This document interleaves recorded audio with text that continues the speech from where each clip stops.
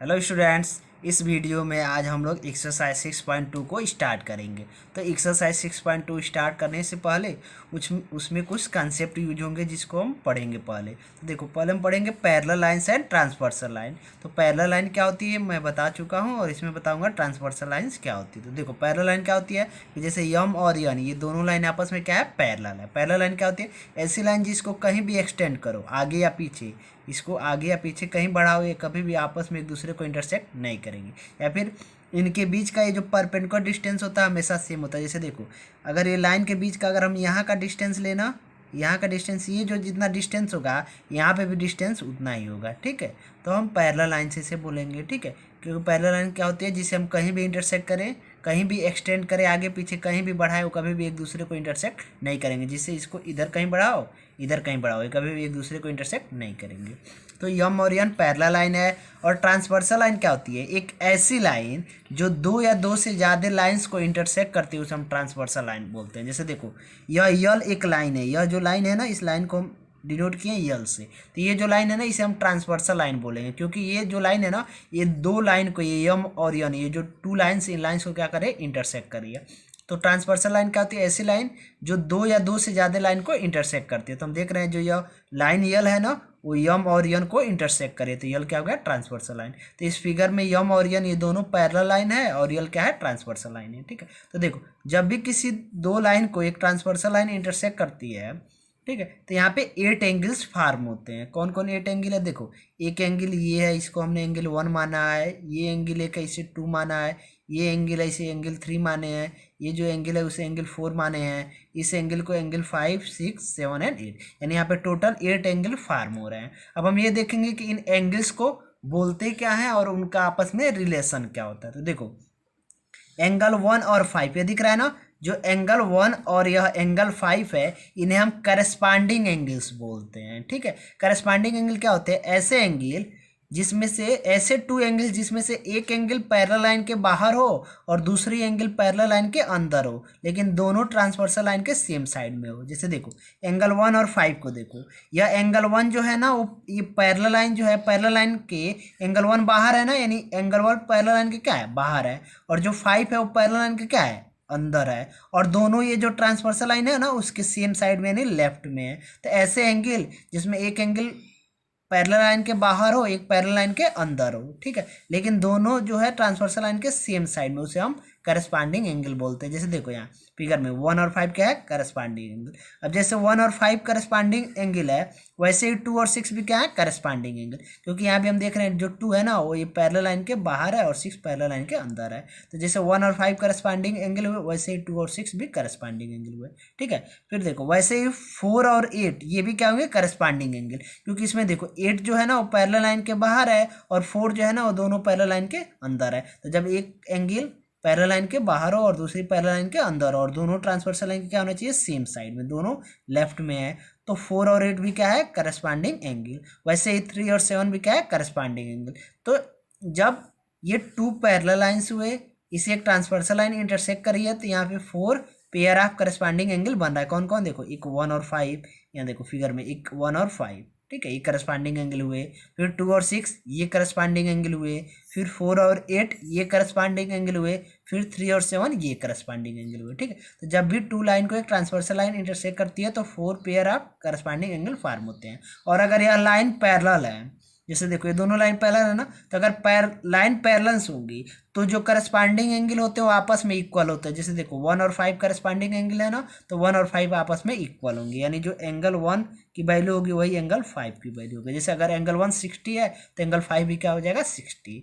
वैसे ही एंगल 2 और 6 corresponding angle है, तो ये भी आपस में क्या होंगे, इक्वल होंगे। एंगल 2 किसके इक्वल होगा, एंगल 6 के।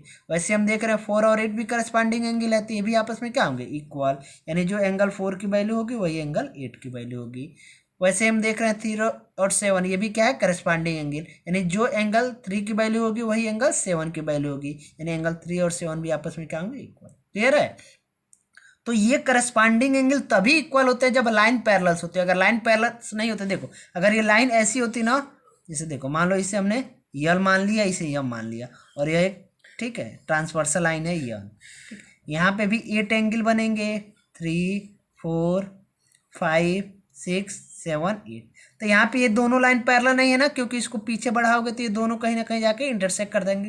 तो हम देख रहे हैं यहाँ पे लाइन पैरेलल नहीं है, तो यहाँ भी करस्पॉन्डिंग एंगल बनेंगे। 1 और 5 करस्पॉन्डिंग एंगल होंगे, 2 और 6 करस्पॉन्डिंग एंगल होंगे, 4 और 8 करस्पॉन्डिंग एंगल होंगे, 3 और 7।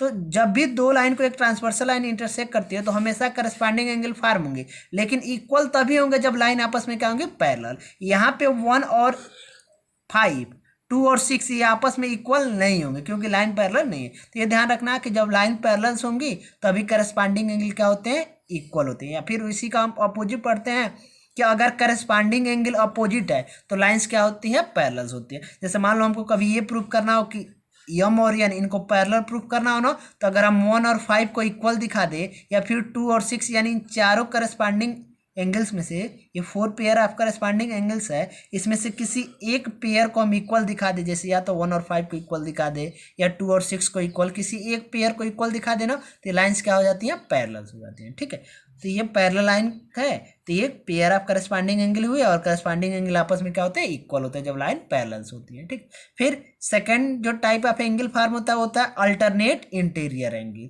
अब अल्टरनेट इंटीरियर एंगल कौन कौन है, तो जो यह 4 और 6 है ना, यह अल्टरनेट इंटीरियर है। पहले बात देखो, इंटीरियर एंगल्स, इंटीरियर मतलब होता है अंदर, यानी ऐसे एंगल जो पैरेलल लाइन के अंदर हो। तो हम देख रहे हैं 4 और 6 क्या है, पैरेलल लाइन के अंदर से है। ठीक है, तो ऐसे एंगल, ठीक है, तो ये 4 और 6 क्या है, अल्टरनेट इंटीरियर एंगल है। देखो, इंटीरियर एंगल्स मतलब ऐसे एंगल्स जो पैरेलल लाइन के क्या हो, अंदर हो। तो हम देख रहे हैं 4 और 6 ये दोनों जो है ना पैरेलल लाइन के क्या है, अंदर है, पैरेलल लाइन के अंदर है 4 और 6।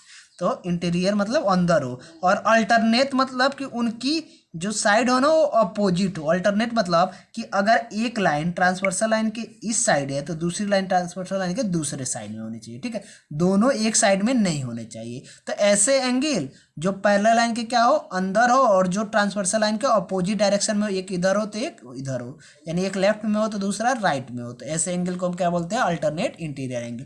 तो हम देख रहे हैं 4 और 6 पैरेलल लाइन के अंदर है, और एक लाइन के इस साइड में है ट्रांसवर्सल तो दूसरे इस साइड में है, तो 4 और 6 क्या हुए, 4 और 6 हुए अल्टरनेट इंटीरियर एंगल। तो जैसे 4 और 6 अल्टरनेट इंटीरियर एंगल हुए ना, वैसे ही 3 और 5 ये भी देखो, 3 और 5 भी क्या है, अपोजिट डायरेक्शन में है ना ट्रांसवर्सल के, और पैरेलल लाइन के अंदर है। तो जैसे 4 और 6 अल्टरनेट इंटीरियर एंगल हुए, वैसे ही 3 और 5 भी क्या होंगे, अल्टरनेट इंटीरियर एंगल।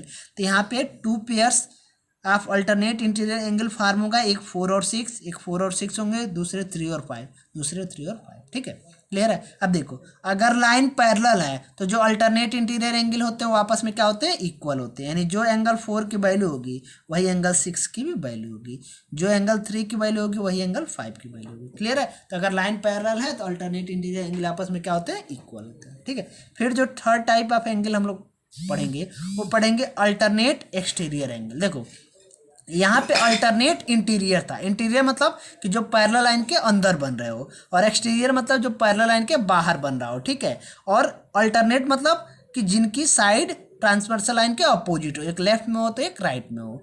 तो देखो, एंगल 1, ठीक है, एंगल 1 और एंगल 7 देखो, दोनों क्या हुआ है, पैरेलल लाइन के बाहर है। एक्सटीरियर एंगल मतलब पैरेलल लाइन के बाहर होना चाहिए। ठीक है, तो हम देख रहे हैं कि एंगल 1 देखो, एंगल 1 और 7 दोनों पैरेलल लाइन के बाहर है ना, ये पैरेलल लाइन हो गया, इसके बाहर 1 भी है और 7 भी, और दोनों का डायरेक्शन अपोजिट है। देखो, ये ट्रांसवर्सल लाइन है तो एक ट्रांसवर्सल लाइन के इस साइड में है तो दूसरा ट्रांसवर्सल लाइन के दूसरे साइड में है। तो 1 और 7 क्या हो गया, अल्टरनेट एक्सटीरियर एंगल। अल्टरनेट मतलब जो ट्रांसवर्सल लाइन के अपोजिट साइड में, एक इधर हो एक इधर हो, तो अल्टरनेट बोलते हैं। और एक्सटीरियर मतलब जो पैरेलल लाइन के बाहर हो, तो 1 और 7 क्या है, एक्सटीरियर एंगल।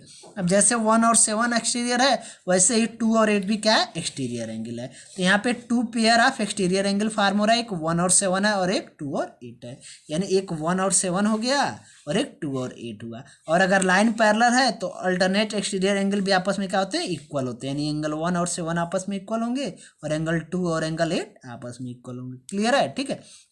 उसके बाद से एक और टाइप ऑफ एंगल फॉर्म होता है, जब 2 पैरेलल लाइन को एक ट्रांसवर्सल लाइन इंटरसेक्ट करती है, या 2 लाइन को एक ट्रांसवर्सल लाइन इंटरसेक्ट करती है। तो नेक्स्ट पढ़ेंगे हम लोग कॉन्जुगेटिव इंटीरियर, या इसी को हम बोलते हैं को इंटीरियर एंगल्स। ठीक है, कॉन्जुगेटिव इंटीरियर या को इंटीरियर दोनों एक ही एंगल होते हैं। ठीक है, उसे या तो कॉन्जुगेटिव इंटीरियर एंगल बोल देते हैं या को इंटीरियर एंगल। ठीक है, तो देखो, कॉन्जुगेटिव या को इंटीरियर एंगल्स मतलब क्या होता है, ठीक है। तो को इंटीरियर एंगल मतलब देखो, को इंटीरियर एंगल मतलब कि इंटीरियर मतलब क्या होने चाहिए, अंदर होने चाहिए, ऐसे लाइन जो अंदर हो, और को मतलब कि जिनकी साइड ट्रांसवर्सल लाइन के सेम हो, यानी दोनों एक ही साइड में हो, उसे हम को इंटीरियर बोलते हैं। जैसे देखो एंगल 4 और 5 की बात करें ना, तो एंगल और 4 और 5 दोनों लाइन के अंदर है ना, इंटीरियर मतलब पैरेलल लाइन के अंदर होने चाहिए। तो हम देख रहे हैं 4 और 5 दोनों पैरेलल लाइन के अंदर है। और को इंटीरियर मतलब जो अपोजिट साइड के सेम साइड में हो, जैसे जो ट्रांसवर्सल लाइन है ना उसके सेम साइड में हो। तो हम देख रहे हैं देखो 4 और 5 ये पैरेलल लाइन के क्या है, अंदर है, और 4 और 5 ये ट्रांसवर्सल लाइन के सेम साइड में है, तो इन्हें हम को इंटीरियर बोलेंगे। ठीक है, को इंटीरियर मतलब, इंटीरियर मतलब कि जो पैरेलल लाइन के अंदर हो, और को इंटीरियर मतलब जो ट्रांसवर्सल लाइन के सेम साइड में हो। तो 4 और 5 दोनों पैरेलल लाइन के अंदर है और ट्रांसवर्सल लाइन के सेम साइड में है, तो 4 और 5 क्या हुए, को इंटीरियर एंगल। अब जैसे 4 और 5 को इंटीरियर हुए, वैसे ही 3 और 6 भी क्या हुआ, को इंटीरियर। तो जब टू लाइन्स को एक ट्रांसवर्सल लाइन इंटरसेक्ट करेंगी तो टू पेयर ऑफ को इंटीरियर या कंजुगेटिव इंटीरियर एंगल फार्म होगा। तो यहाँ पे कौन कौन फार्म हो रहा है, एक 4 और 5 एंगल 4 और 5 क्योंकि में देखो 4 और 5 ये एक को इंटीरियर एंगल है, और दूसरा कौन कौन है, 3 और 6, एक 4 और 5 और दूसरा 3 और 6।